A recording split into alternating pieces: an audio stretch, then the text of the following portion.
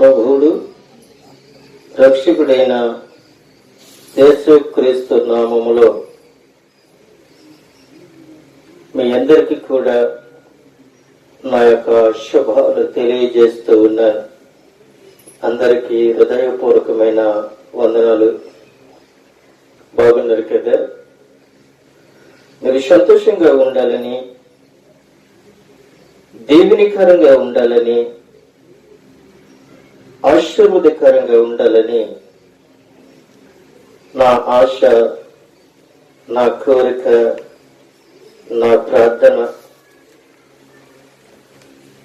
ప్రతిరోజు మీ కొరకు,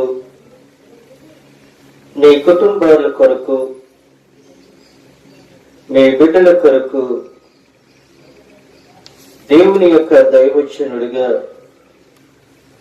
నేను ప్రార్థన చేస్తూ ఉన్నాను. ప్రార్థన చేయటము నా వంతైతే, కార్యము చేయటము ఆయన వంతై ఉన్నదని నేను నమ్ముతూ ఉన్నాను. మీరు కూడా నమ్మి విశ్వసించినట్లయితే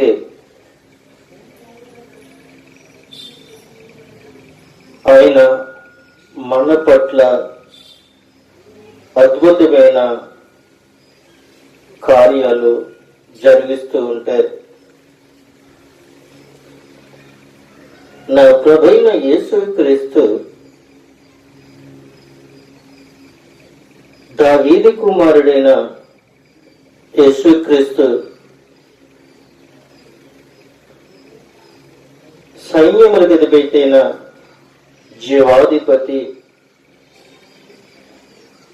ఆయన మన మధ్యలో ఉండి అనేకమైన అద్భుత కార్యములు మన పట్ల జరిగించాలని మనమందరము కూడా ప్రార్థన చేయాల్సి ప్రార్థన ద్వారాగా అనేకమైన ఫలితాలు మనం పొందుకోవాలని మీకు నేను తెలియపరుస్తూ ఉన్నాను. దేవుని యొక్క మాటల్లో నుండి కొన్ని మాటలు మనము ధ్యానించుకోబోతూ ఉన్నాము. అయితే ప్రియమైన దేవుని యొక్క బిడ్డలారా, ఇక్కడ అద్భుతమైన మాటలు, కొన్ని మాటలు యేసుక్రీస్తు ద్వారా మనము ధ్యానించుకోబోతూ ఉన్నాం. ఈరోజు అంశం మీద ధనవంతులను మనము జ్ఞాపకం చేసుకోబోతూ ఉన్నాము. రెండోది వేద విధవరాలు గురించి మనము ధ్యానించుకోబోతూ ఉన్నాం. చూడండి ప్రియమైన దేవుని యొక్క బిడ్డలారా, ఆయన మన పట్ల గొప్ప కార్యము ఆయన జరిగిస్తూ ఉన్నాడు. లూకా సువార్త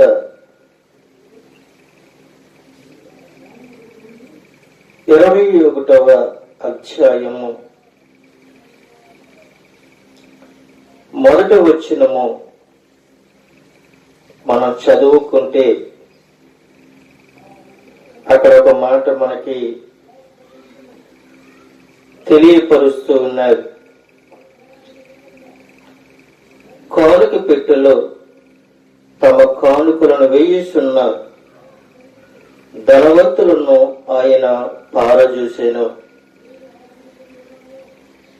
కానుక పెట్టెలో తమ కానుకలను వేయుచున్న ధనవంతులను ఆయన పారజూసెను. ఈ కానుక పెట్టెలో కానుకలు ఎవరు వేస్తున్నారు అనంటే ఈ యొక్క కానుక పెట్టులో ధనవంతులు కానుకలు వేస్తూ ఉన్నారు. అయితే ప్రియమైన దేవునికి బిడ్డలారా, ఎప్పుడైతే ఈ ధనవంతులు కానుక పెట్టులో వేస్తూ ఉన్నారో, అలాగే వారితో కూడా ఒక పేద విధవరాలు కూడా ఏం చేసింది అని అంటే, ఆ కానుక పెట్టులో కూడా ఆమె 2 కాసులు వేసినట్లుగా మనం చూస్తూ ఉన్నాం. 2వ వచనంలో చూసినట్లయితే, ఒక పేద విధవరాలు 2 కాసులు అందులో వేయుచుండగా చూసి, ఈ పేద విధవరాలు అందరికంటే ఎక్కువగా వేసేనని మీతో నిజముగా చెప్పుచున్నాను అంటున్నారు. నిజముగా ఎవరు చెప్తూ ఉన్నారు ఈ మాట అంటే, ప్రభువైన యేసు క్రీస్తు ప్రభువు వారే స్వయంగా ఆయన పరిశుద్ధాత్మ ద్వారాగా చూసి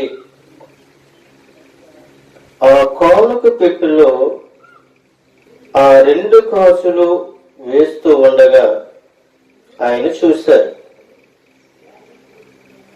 అక్కడ ధనవంతులు వేస్తున్న ధనాన్ని చూశారు. ఇక్కడ కానుక పెట్టులో 2 కాసులు వేస్తున్న ఆ పేద విధవరాలను కూడా యేసయ్య చూశాడు. వారందరూ కూడా తమకు కలిగిన సమృద్ధిలో నుండి కానుకలు వేసిరి గాని అంటున్నాడు. ఈమె తన లేములో తనకు కలిగిన జీవనమంతయో వేసేనని వారితో చెప్తూ ఉన్నారు. ఇక్కడ ధనవంతులు తమకి కలిగిన దాంట్లోది సమృద్ధిలో నుండి వాళ్ళు కానుకలు వేస్తారు. ఉదాహరణకి అనుకుందాం, ఏదైనా నీ సంతోషం వచ్చినప్పుడు, ఏదైనా ఆనందం వచ్చినప్పుడు, లేక ఏదో ఒక ప్రాంతానికి వేరొక దేశానికి వెళ్ళి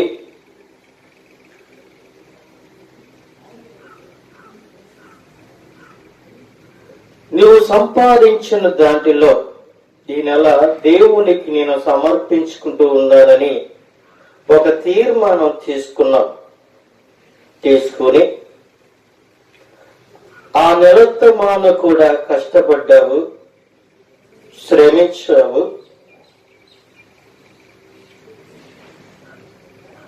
అయితే నీకొచ్చిన జీతంలో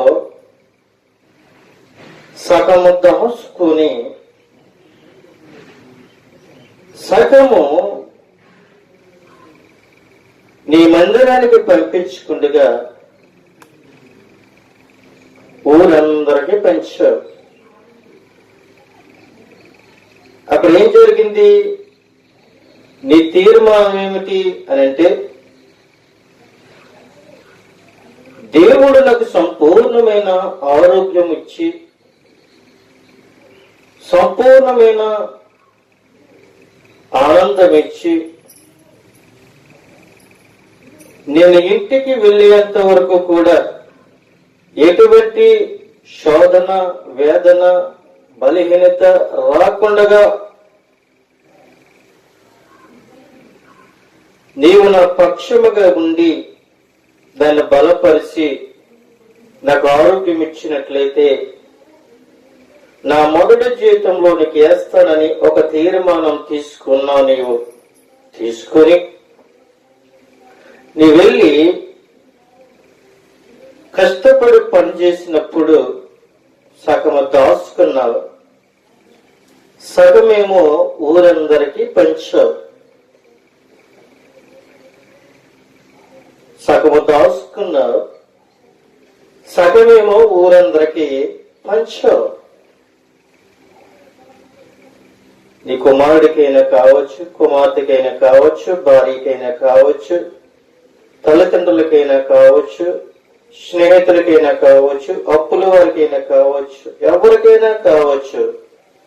సగము నువ్వు వెనక్కి దాచుకొని సగం నువ్వేం చేస్తున్నావు? ఊరందరికీ పంచుతున్నావు. నువ్వెవరికి ఇస్తానని వాగ్దానం చేస్తావు అని అంటే, పూర్తిగా నేను వెనక్కి తీసుకోకుండా నేను దేవునికి సమర్పించుకుంటాను అని చెప్పి తీర్మానం తీసుకున్నాను.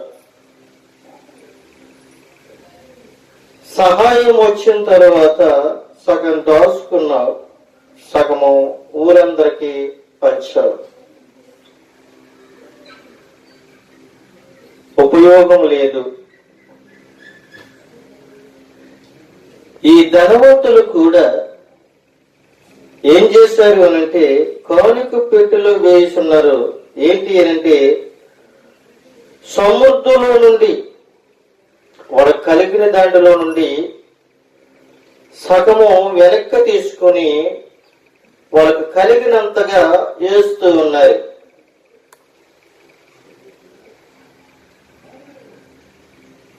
అలాగే ఉదాహరణగా మనం ఇందాక చూసాం, సగం దాచుకొని సగం ఊరందరికీ పంచినప్పుడు ఊరందరిని కొరకు ప్రార్థన చేస్తారా? చేయలేరు కదా. ఊరందరిని కొరకు బాధపడతారా? బాధపడరు కదా. నువ్వు ఒక తీర్మానం తీసుకున్నప్పుడు ఆ తీర్మానాన్ని మనం నెరవేర్చినప్పుడే దేవుడు మనకి తోడుగా నీడగా ఉంటాడు.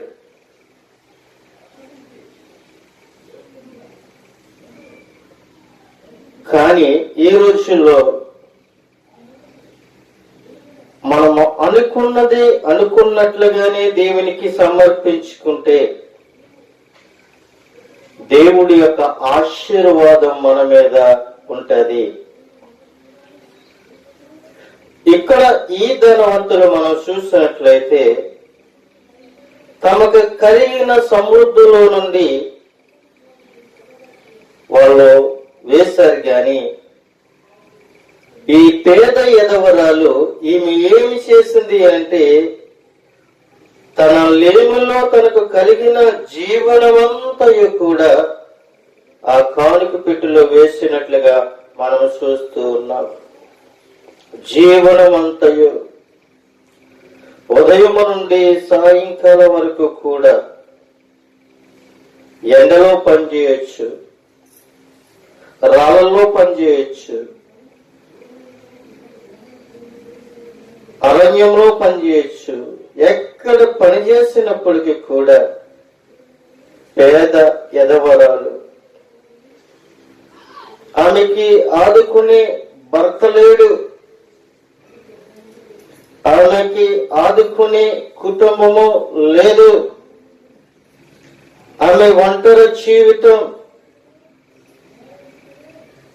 అయితే ఎవరూ లేరు కదా, నాకు భర్త లేడు, కుటుంబం లేదు, ఏ రోజుకి వెళ్ళకపోతే ఆ రోజుకే నాకు జీవనం లేదు, కానుక పెట్టెలో ఏవలసిన అవసరం ఏముంది? ఒక కాసు వేసి రెండో కాసు దాచుకుంటే రేపొద్దుడికి ఉపయోగకరంగా ఉంటది కదా. నేను లేవలేని పరిస్థితుల్లో, పని చేయలేని పరిస్థితుల్లో, ఆదుకోలేని పరిస్థితుల్లో ఇది ఆదుకుంటది కదా అనే ఒక ఆలోచన ఆమెకి లేదు. ఆమె దాచుకోలేదు. ఉదయాన్నే జీవనానికి వెళ్ళింది, వచ్చింది. ఆ జీవనమంతయు కూడా కనీసం ఇంటిలోకి పట్టుకుని వెళ్ళిందో లేదో తెలియదు గాని ఉదయం పనికెళ్ళింది, సాయంకాలం పట్టుకుని వచ్చి కానుక పెట్టెలో వేసింది. చూడండి ప్రియమైన దీనికి బిడ్డలారా, ధనవంతులైతే సగము వేసి సగం దాచుకుని ఉండొచ్చేమో గాని ఈ యొక్క పేద విధవరాలు ఒక్క కాసు కూడా దాచుకోకుండా కానుక పెట్టెలు వేసింది అని అంటే ఎంత ధన్యత! ఒకసారి మనము ఆలోచించవలసిన వారమై ఉన్నాము. దేవాలయములో స్త్రీ ప్రాణంఘనలో బొర్లించిన బోరల ఆకారములు ఉండేవి, కానుక పెట్టెలుండేవి. అక్కడే ప్రార్థన చేసుకునేవాళ్ళు, తమ కానుకలను అర్పించేవాళ్ళు. ధనవంతులు తాము అర్పిస్తున్న కానుకలను గొప్పగా ప్రదర్శించుకుంటూ ఉండేవారు.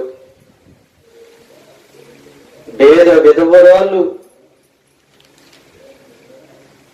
విధవరాలు వద్ద ఎక్కువ మొత్తంలో కానుకలు అర్పించడానికి ధనము లేదు. అయినప్పటికీ కూడా విధవరాలు చేసిన 2 కాసులు రాగితో చేసిన నాణ్యమును గ్రీకు భాషలో లెస్టా వాటి మైక్ అని పిలుస్తూ ఉండేవారు. అవి ఆ కాలములో యూదుల నాణ్యాలతో అత్యంత తక్కువ విలువగలదని త్యాగపూరితముగా ఇస్తున్నందుకు యేసు విధవరాలని అభినందించినట్లుగా మనం ఇక్కడ చూస్తూ ఉన్నాం. అక్కడ ధనవంతులని అభిమానించలేదు గాని, అక్కడ ధనవంతులను ఎక్కువగా గౌరవించలేదు గాని, పేద విధవరాలను ఎక్కువగా యేసుక్రీస్తు ప్రభు వారు అభిమానించినట్లుగా, ప్రేమించినట్లుగా మనం ఇక్కడ చూస్తూ ఉన్నాం. అయితే ప్రియమైన దేవుని యొక్క బిడ్డలారా, మరి ఒక మాట మనం చూసినట్లయితే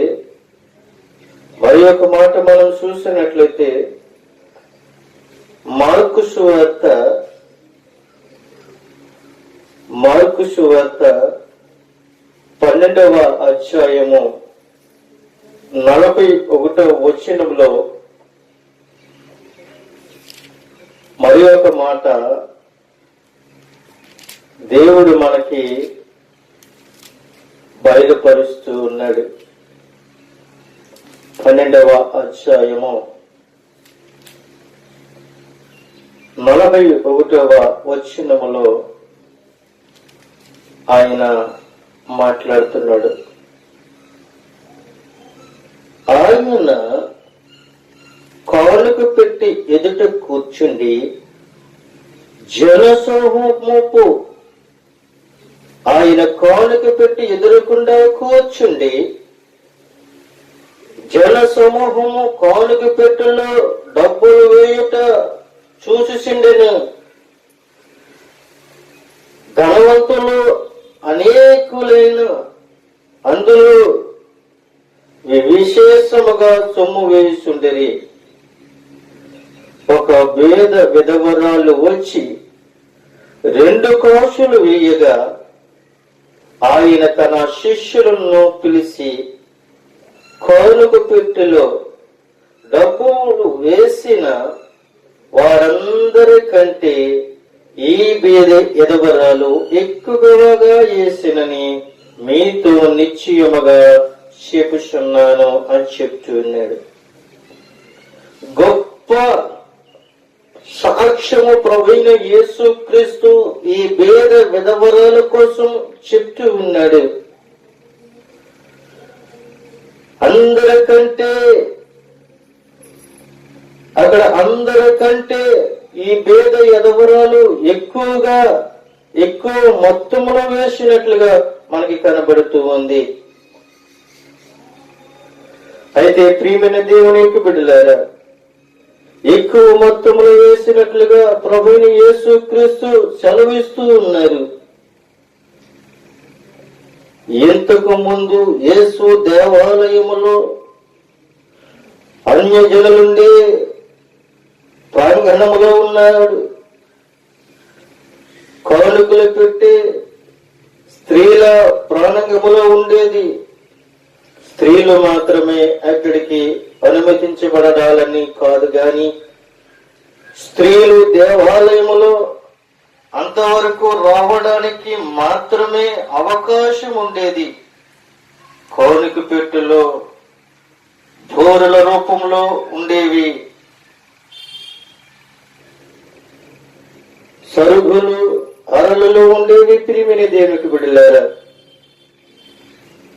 చెట్టులో బోర్ల రూపంలో ఉండేవి గనుక, అరల రూపంలో ఉండేవి గనుక ఆరాధించడానికి వచ్చేవాళ్ళు తమ స్వేచ్ఛార్పులను అందులో వేసేవారు గనుక బోర ఆకారంలో ఉన్న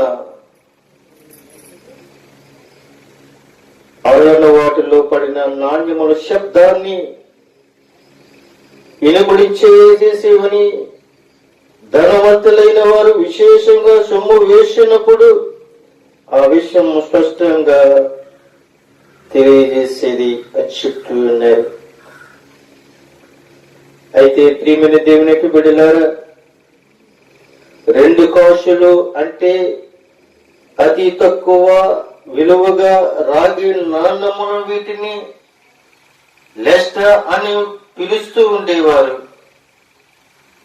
ధనవంతులు వేసిన అధిక మొత్తాల కంటే ఎదవరాలు వేసిన కానుక ఎంతో విలువైనది. ఎందుకంటే ఆమె ఎంతో పేదరికములో ఉన్నప్పటికీ కూడా ఆమె ఆ కానుకను వేసింది కనుక తన జీవనమంతయు అనే మాటకు ఆ త్వరగా ఆ తరువాత భోజనము చేయటానికి ఆమె దగ్గర తగినంత ధనము లేదు అని చెప్పుకోవచ్చు. తగినంత ధనము కూడా ఆమె దగ్గర లేదు. ఎందుకనంటే ప్రియమైన దగ్గర బిడ్డలారా, ఆయన కానుక పెట్టి ఎదుట ఆయన కూర్చున్నాడు. ఆయన చూస్తూ ఉన్నాడు. ఎవరికి వచ్చేమో ఆయన ఎలా చూస్తాడులే, ఆయన ఏ విధంగా చూస్తాడులే అని అనుకుంటున్నావేమో. మన చేతులతో చేసిన పని ఆయన చూస్తాడు. మన కాళ్ళతో చేసిన పని ఆయన చూస్తాడు. మన తలంపులతో చేసిన పని ఆయన చూస్తాడు. మనం కూర్చున్నప్పుడు, లెగిస్తున్నప్పుడు, మన పరిగెడుతున్నప్పుడు, మనం మాట్లాడుతున్నప్పుడు, మన యొక్క తలంపులలో ఆలోచనలు పుట్టక మునిపే ఆయన ఎరుగి ఉన్నాడు. తల్లి గర్భంలో పిండముగా రూపముకు మునిపే ఆయన నిన్ను ఎరుగి ఉన్నాడు, నిన్ను గ్రహించి ఉన్నాడు. ఆయనకి సమస్తము తెలుసు. ప్రియమైన దేవునికి బిడ్డలారా, ఆయన కానుక పెట్టులు ఎదురుగుండగా ఆయన కూర్చొని అక్కడ ధనవంతులను చూస్తూ ఉన్నాడు, ఇక్కడ పేద విధవరాలని చూస్తూ ఉన్నాడు. ఎవరు ఎక్కువ వేశారో, ఎవరు దాచుకుని వేశారో ఆయనకి తెలుసు. ఈ రోజుల్లో ఈ రోజుని నీకు నెల జీతం రావచ్చు, సగం జీతం దాచుకుని సగం జీతం ఇంట్లో ఇవ్వచ్చేమో గాని, ఇంతే వచ్చిందని నువ్వు చెప్పొచ్చేమో గాని, నువ్వు మోసగించొచ్చేమో గాని దేవుణ్ణి మరుగుపరచలేవు, దేవుణ్ణి మబ్బుపరచలేవు. నెల జీతంలో 4 రకాలుగా నువ్వు పంచినట్లయితే, ఈ నెల జీతంలో నాకు ఇంతే వచ్చిందని నువ్వు అబద్ధం చెప్పినట్లయితే అది దేవుడు నిన్ను క్షమించడని ప్రభు సెలవిస్తూ ఉన్నాడు. ప్రభువైన యేసుక్రీస్తు అబద్ధం ఆడటానికి ఆయన నరుడు కాదు. ఆయన అబద్ధం ఆడటానికి ఆయన నరుడు కాదు. ఆయన అబద్ధం ఆడటానికి ఆయన దగ్గర స్నానం లేదు. అబద్ధం ఆడటానికి నీకు స్థానం లేదు ప్రియమైన జనకులారా. ఉన్నది ఉన్నట్టుగానే ఆయన బయలుపరచమన్నాడు. లేనిది ఉన్నట్లుగా, ఉన్నది లేనట్లుగా కాకుండా ఉన్నది ఉన్నట్టుగా నువ్వు మాట్లాడమంటున్నాడు. ఏ రోజుల్లో కూడా సంఘాలలో చూసినట్లయితే 10 రూపాయలు వేసి నేను 100 రూపాయలు వేసి అని చెప్పుకునే వ్యక్తులు మనకు కనబడుతూ ఉన్నారు. 10 రూపాయలు దేవుని యొక్క దైవజనుడికి 10 రూపాయలు ఇచ్చి 1000 రూపాయలు ఇచ్చాను అని అబద్ధాలు వాడిన విశ్వాసం మనం చూస్తూ ఉన్నాం. 1000 రూపాయల సంఘానికి ఇచ్చి నేను 10,000 రూపాయలు ఇచ్చానని అబద్ధము చెప్పిన విశ్వాసం మనం చూస్తూ ఉన్నాం ఈ రోజుల్ని.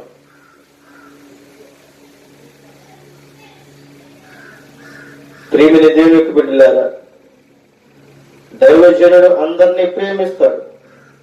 దైవజనుడు అందరి కొరకు ప్రార్థన చేస్తాడు. దైవజనుడు దేశం కొరకు, అధికారుల కొరకు, సంఘం కొరకు, బిడ్డల కొరకు, ప్రతి ఒక్కరి కొరకు ఆయన మరి దైవజనుడు ప్రార్థన చేస్తాడు. దైవజనుడిలో పక్షపాతం అనేది లేదు. కానీ ఈ రోజుల్లో దైవజనుడి మీద నేరం మోపేవారు, దైవజనుడి మీద అబంధాలు వేసేవారు, దైవజనుడి మీద అక్రంగా మాట్లాడేవారు, దైవజనుడి మీద, దైవజనుడి యొక్క కుటుంబం మీద అనేకమైన రాళ్ళు రువ్వే ప్రజలను ఈ రోజులు మనం చూస్తూ ఉన్నాం. అందరి కొరకు ప్రార్థన చేస్తే దైవజనుడి మీదే అబండాలు వేస్తూ ఉన్నారు ఈ రోజుల్లో. కానీ ప్రభువైన యేసుక్రీస్తు ఎందరు ఏమనుకున్నప్పటికీ కూడా ఆయన మనందరినీ కూడా చూస్తూ ఉన్నాడు. నిజమే ప్రియమైన దేవునికి బిడ్డలారా, ఆయన ఏమై ఉన్నాడంటే ఆయన సర్వశక్తిమంతుడై ఉన్నాడు. ఆయన సర్వాధికారి అయి ఉన్నాడు. ఆయన జీవము కలిగిన దేవుడై ఉన్నాడని మనకి తెలియపరుస్తూ ఉన్నాడు. చూడండి ప్రియమైన దేవునికి బిడ్డలారా, అదే లోకా సువార్త 21వ అధ్యాయము 5వ వచనంలో మరి ఒక మాట మనకి తెలియపరుస్తున్నాడు. కొందరు చూడండి, కొందరు ఇది అందమైన రాళ్లతోనూ అర్పితములను శృంగారింపబడిన దేవాలయములను గూర్చి మాట్లాడుకుని ఉన్నారు. ప్రియమైన దేవునికి బిడ్డలారా, శృంగారమైన దేవాలయం కొరకు వాళ్ళు మాట్లాడుకుంటూ ఉన్నారు. అక్కడున్న ప్రజలు మాట్లాడుకుంటూ ఉన్నారు. అయితే క్రీస్తు పూర్వము 20లో మహా హేరోదు దేవాలయాన్ని పునరుద్ధరించడం మొదలు పెట్టినట్లుగా యేసు శిలువ మరణము ద్వారా సుమారు 30 సంవత్సరాలకు, అంటే క్రీస్తు పూర్వము 63లో దాని నిర్మాణము పూర్తయినట్లుగా, పునాది వేయడానికి ఉపయోగించినట్లుగా రాళ్ళు సుమారు 40 అడుగుల పొడుగు ఉండేవన్నట్లుగా, ఇతర వస్తువులు బంగారముతో పొదిగినట్లుగా మనం చూస్తూ ఉన్నాము. ప్రియమైన దేవునికి బిడ్డలారా, అయితే కొందరు ఇది అందమైన రాళ్లతోనూ అర్పితములతోనూ శృంగారింపబడిన దేవాలయమును గూర్చి మాట్లాడుతూ ఉండగా, ఆయన ఈ కట్టెలను మీరు చూస్తున్నారే, వాటిలో రాతి మీద రాయి ఉండకుండగా అవి మరి పడద్రోయబడి దినములు వచ్చిస్తున్నాయని చెప్తూ ఉన్నాడు. నిజమే ప్రియమైన బిడ్డలారా, రాతి మీద రాయి ఉండకుండగా పడద్రోయబడును అని యేసు ప్రకటించారు. క్రీస్తు పూర్వము 70లో దేవాలయాన్ని, యెరూషలేము నగరాన్ని నేలమట్టము చేసి రోమా సైన్యాలు ఈ ప్రవచనాన్ని నెరవేర్చాయి. దేవాలయము పెద్ద రాతి బండలను చుట్టూనున్న పల్లపు భాగాలలో దొర్లింపబడినట్లుగా మనకి ఇక్కడ కనబడుతూ ఉన్నాయి. ప్రియమైన దేవునికి బిడ్డలారా, అప్పుడు వారు బోధకుడా, వారంటున్నారు, బోధకుడా అలాగైతే ఇవి ఎప్పుడు జరుగునో, ఇవి జరగబోయినని సూచనలు ఏమి అని ఆయన్ని అడుగుతూ ఉన్నారు. ప్రియమైన దేవునికి బిడ్డలారా, అయితే ప్రభువైన యేసుక్రీస్తు మాటలుగా మనం చూసినట్లయితే ఆయన గొప్ప కార్యములను, గొప్ప సూచక్రియలు ఏంటని అక్కడున్న ప్రజలు ఆయన అడుగుతూ ఉన్నారు. అప్పుడు ఆయన అంటూ ఉన్నాడు, ఆయన మీరు మోసపోకుండా చూసుకునడి. అనేకులు నా పేరట వచ్చి నేనే ఆయననియు కాలమును సమీపించిననియు చెప్పుదురు, మీరు వారు ఎంబడపోకుడి అని చెప్తూ ఉన్నారు. యేసుక్రీస్తు ప్రభు వారు స్వయంగా చెప్తూ ఉన్నాడు, మీరు మోసపోకుండా చూసుకునడి. రెండవదిగా నేనే ఆయనని వాళ్ళు చెప్పుకుంటూ ఉంటారు. నిజంగా ఈ రోజుల్లో చూసినట్లయితే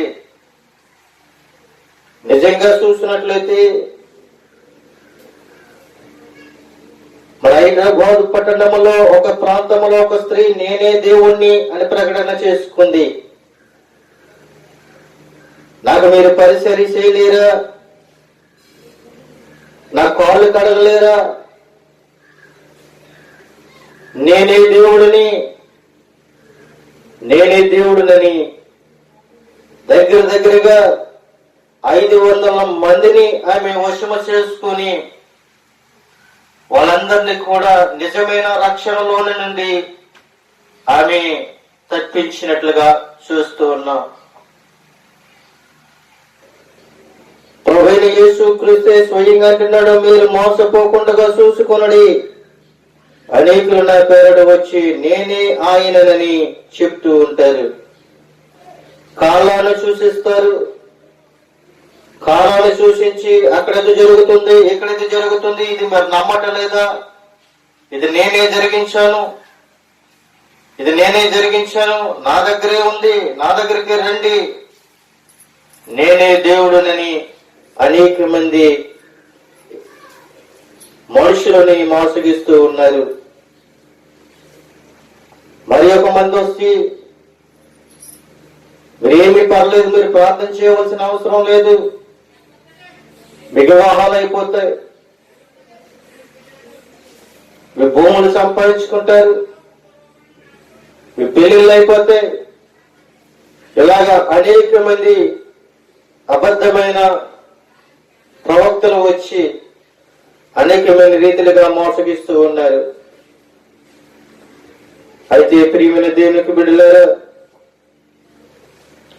ప్రస్తుత యుగమంతటిలోనూ అబద్ధ మెస్సియాలు రావడము, రెండవ రాకడ సమయాన్ని తెలియజేసే జోష్యులు కాలమును సమీపించినని, విస్తారమైన యుద్ధములు జరుగుతూనే ఉంటాయని, అయితే ఇవి తప్పనిసరిగా జరిగి తీరాలి, అంతమునకు ముందుగా ఊహించని ఆలస్యం ఇది ఒక భాగముగా మనకి కనబడుతూ ఉంది.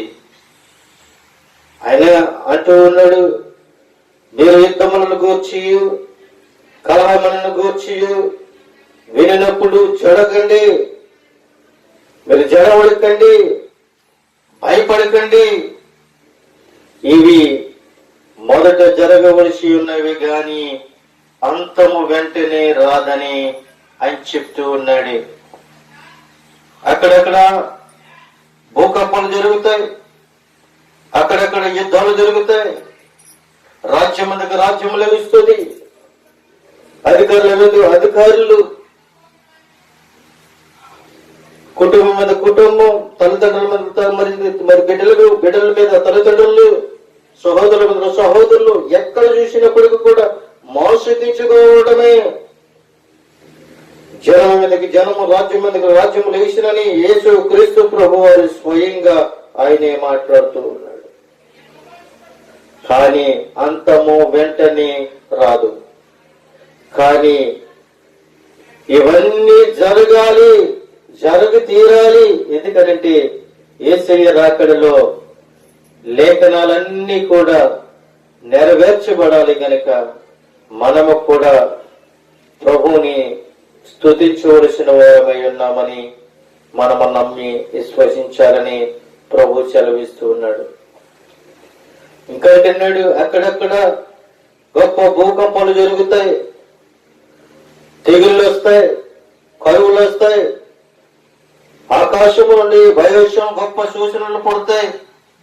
ఇవన్నీ జరగక మునిపే వారు మిమ్మల్ని బలత్కారంగా పట్టి నా నామమున నిమిత్తము మిమ్మల్ని రాజుల యొద్దకును అధికారుల యొద్దకును తీసుకుని పోయి సమాజ మందిరముల ఎదుట శరశరను అప్పగించి హింసించుదురు. ఇది సాక్షాత్మై మీకు సంభవించును. కాబట్టి మేమేమి సమాధానము చెప్పుదామా అని ముందుగా చింతపకుడి, మీ మనసులో నిశ్చయించుకొనుడి. మీకు విరోధులందరూ ఎడబాయుడుకును కాదనకు వీలు కాదని ఎక్కువగా జ్ఞానమును నేను మీకు అనుగ్రహించును. తల్లిదండ్రుల చేతను, సహోదరుల చేతను, బంధువుల చేతను, స్నేహితుల చేతను మీరు అప్పగప్పబడతారు. వారు మీలో కొందరిని మరి చంపుతురని నా నిమిత్తము మీరందరూ మనుషుల చేత దేశింపబడదురు గాని మీ తల వెంట్రికలో ఒకటైనను నశింపదని ప్రభు సెలవిస్తున్నారు. నిజమే ప్రియమైన తల్లిదండ్రులందరినీ కావచ్చు, స్నేహితులందరినీ కావచ్చు, బంధువులందరినీ కావచ్చు, కుటుంబాలందరినీ కావచ్చు, ఎన్ని విమర్శలు, ఇబ్బందులు, ఎరుకులు వచ్చినప్పటికీ కూడా తల వెంట్రికలో ఒకటైనను రాలదని నశింపదని ఆయన ఖచ్చితంగా చెప్తూ ఉన్నాడు. తల ఎంట్రికలో ఒక ఎంట్రిక కూడా రాలకుండా ఉండాలి అనంటే నువ్వేమి కలిగి ఉండాలో తెలుసా? వాక్యము కలిగి ఉండాలి. మీరు ఓర్పు చేత మీ ప్రాణమును దక్కించుకుందరు. యెరూషలేము దండ్ల చేత చుట్టుబడుట మీరు చూసినప్పుడు దాని నాశనమును సమీపించున్నదని వెలుపుకుపోవాలని పల్లెటూరులను వారిని దానిని ప్రవేశింపకూడదు. లేఖనములో రాయబడినవన్నీ నెరవేరుటకై అవి ప్రతి దండన దినములు ఆ దినములలో గర్భిణీలకును పాలిచ్చు వారికి శ్రమ మిక్కిలి ఇబ్బందియు ప్రజల మీద కోపమును వచ్చును. ప్రియమైన దేవునికి బిడ్డలారా, ఇవన్నీ కూడా మనం సహించాలి. ఇవన్నీ మనము సహించాలి అని అంటే ఎమోషన్లను, బాధలను, వేదనను సహించిన వాడు ధన్యుడు. దుఃఖపడేవారు ఓదార్చబడతారు. ప్రతిరోజు మనము కన్నీరు విడిచి దుఃఖముతో ప్రభుని స్తుతించవలసిన వారమై ఉన్నామని మనము తెలుసుకోవాలి. అయితే ప్రియమైన దేవునికి బిడ్డలారా, ఆయన చక్కగా చూడండి 33వ వచనములో అదే లోక సువార్త 21వ అధ్యాయము 33వ వచనములో చూసినట్లయితే ఆకాశమును భూమియు గతించును గాని నా మాటలు ఏమాత్రము గతించవు అని చెప్తూ ఉన్నాడు. మనుషుల మాటలు అది వ్యర్థము. అలా మాట ఇచ్చి మాట తప్పొచ్చేమో కానీ దేవుడిచ్చిన మాట ఎన్నడనో కూడా ఆయన తప్పిపోడు. ఆయన మాటలో గతించవు. ప్రియమందరికి బిడ్డారా, మీ హృదయములో ఒకవేళ తిండి వలనను, మత్తుల వలన, మరి ఐహిక వింశముల వలనను మందముగా ఉన్నందున ఆ దినమున అకస్మాత్తుగా మీ మీదకి ఉరువు వచ్చినట్లు రాకుండా మీ విషయమై మీరు జాగ్రత్తగా ఉండడి అని చెప్తూ ఉన్నాడు. అయితే ఆయన అంటున్నాడు, కాబట్టి మీరు జరగబోవు వీటి నెలలను తప్పించుకొని మనుష్య కుమారుని ఎదుట నిలబడుటకు శక్తి గలవారునట్లు ఎల్లప్పుడూ ప్రార్థన చేసు మెలకువగా ఉండడి అని చెప్తూ ఉన్నాడు. మనము శక్తికి పొందుకోవడానికి ప్రార్థనలో మనల్ని బలపడమంటున్నారు. శక్తిని పొందుకోవడానికి సర్వశక్తుడైన పరిశుద్ధాత్మ దేవుడు మన పట్ల అద్భుత కార్యములు చేయటానికి మెలకుగా ఉండి ప్రార్థన చేయమని అడుగుతూ ఉన్నారు. ఆయన ప్రతి దినము పగట యందు దేవాలయములో బోధించుచు రాత్రి వేళ ఊళ్ళో కండకు వెలుచు కాలము గడుపుచు ఉండేను. ప్రజలందరూ ఆయన మాట వింటకు దేవాలయములో ఆయన యొద్దకు పెందల కాడ వచ్చేసుండేది. చూడండి ప్రియమైన దేవునికి బిడ్డలారా, ప్రజలందరూ కూడా ఆయన మాటలు వినటానికి, ఆయన యొక్క ప్రవచనాలు వినటానికి, ఆయన అద్భుత కార్యాలు వినటానికి ఆయన యొద్దకు వచ్చినట్లుగా మనం చూస్తూ ఉన్నాం. అయితే మనమందరము కూడా ఏ విధంగా ఉండాలి అంటే, ప్రతి దినము దేవాలయములో, ప్రతి దినము గృహాల యొద్ద, ప్రతిరోజు కూడా మనము ప్రార్థించవలసిన వారమై పెందల కాడే దేవుని యొద్దకు మనము వెళ్ళాలి. పెందల కాడే దేవుని యొద్దకు వెళితే దేవుడు మన పట్ల గొప్ప కార్యములు చేస్తారని తెలియపరుస్తూ నా మాటలన్నీ ముగిస్తూ ఉన్నాను. కొద్ది మాటలు దేవుడు దీవించి ఆశీర్వదించునుగాక. ఆమేన్. అందరికీ హృదయపూర్వకమైన వందనాలు.